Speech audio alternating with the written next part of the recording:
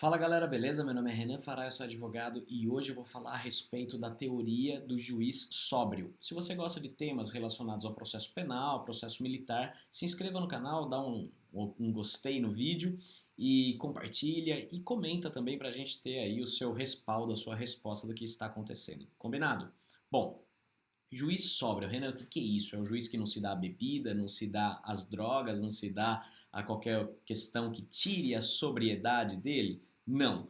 Juiz sóbrio é aquele juiz que deve ser comedido, deve ser acautelar no momento, em determinados momentos, mas aqui a gente vai tratar da pronúncia. Pronúncia, para quem não sabe, é a decisão da primeira fase do júri que remete então o caso para o tribunal do júri, onde vai ser julgado então pelos 7 jurados, certo? Crimes contra a vida, crimes dolosos contra a vida, consumados ou tentados.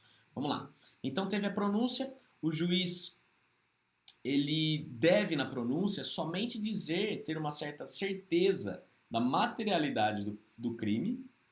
Então, por exemplo, num caso de homicídio consumado, o corpo, tá? Mas às vezes a materialidade não vai ser física, porque, por exemplo, numa tentativa branca, que é aquela que o tiro sequer atinge a vítima, essa prova vai ser formada de outra forma, certo? Mas ele tem que ter certeza que o crime houve. E indícios de autoria, ou seja, tem muitas chances, tem grande probabilidade que tenha sido o réu quem cometeu esse crime, tá? Basta isso. Se o juiz se exceder, se ele fizer mais, se ele escrever mais, ele vai poder incorrer aí contra a teoria do juiz sóbrio e, na verdade, trazer aí o que a gente chama de excesso de linguagem na decisão dele, tá? Então o juiz ele não pode afastar totalmente a tese defensiva, falando assim, o réu é culpado, colocar isso na pronúncia, e também não pode afastar totalmente a tese da acusação, dizendo o jurado deve ao final absolver o réu. Ele não pode, está proibido de usar isso.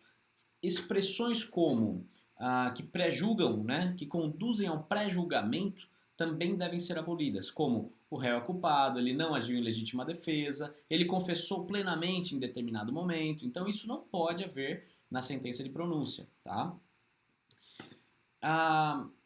Isso serve também para os desembargadores no Tribunal de Justiça quando eles, em eventual recurso distrito do promotor, ou apelação, na verdade, né, quando ele tenta reverter ali a absolvição sumária ou uma impronúncia para o tribunal do júri, e aí os desembargadores eles falam, ó, realmente o promotor tem razão, o cara fez mesmo isso, tal, tal. Aí eles também vão estar incidindo em excesso de linguagem, também vão estar contra a teoria do juiz sóbrio, tá?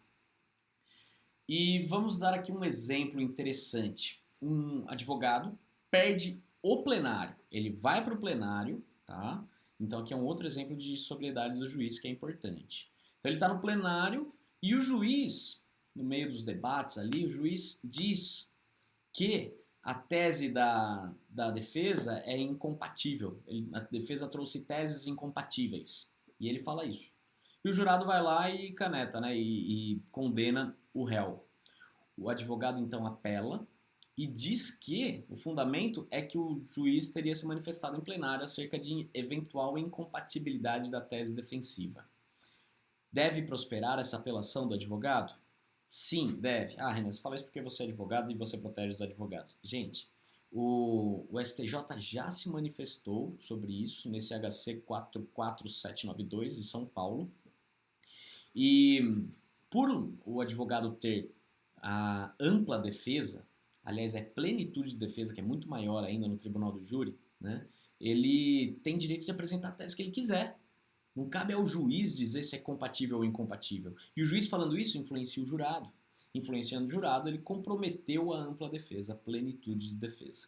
Tá? Então aí o júri, nesse caso, foi anulado. Olha que interessante.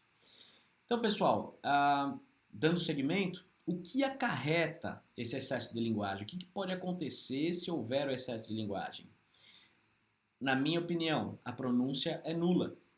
Tá? Então aí volta lá para o juiz que fez a primeira fase sentenciar novamente e fazer de forma muito mais comedida, né?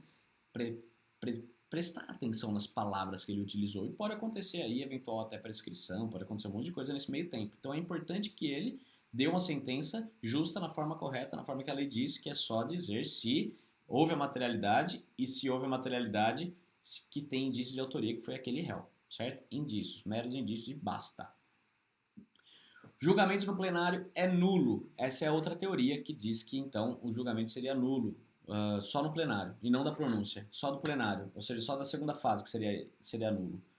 Eu entendo que é uma coisa meio incoerente, porque vai voltar para refazer a pronúncia, certo? Porque senão vai influenciar o novo jurado novamente. Então a pronúncia tem que ser refeita, tá? Essa é a minha opinião. Renan, é verdade, e isso aqui poderia até ser tema de um novo